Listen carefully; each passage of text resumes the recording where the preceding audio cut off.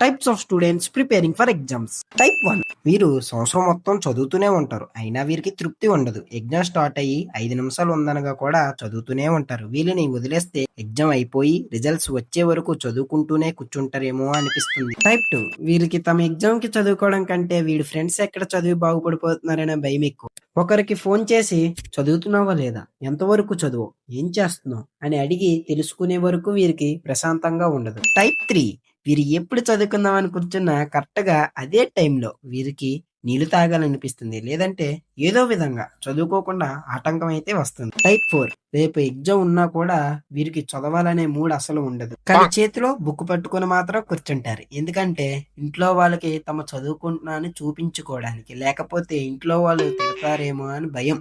Type 5 వీరిని ఒక legendary person అనుకోవచ్చు. చివరి నిమిషం వరకు కూడా వీరికి ఎగ్జామ్ ఉందన్న భయమే ఉండదు. ఎగ్జామ్ కి ఎన్ని చాప్టర్లు ఉన్నాయని పక్కన పెడితే అసలు రేపు ఏ సబ్జెక్ట్ ఎగ్జామ్ ఉందని కూడా వీరికి తెలియదు.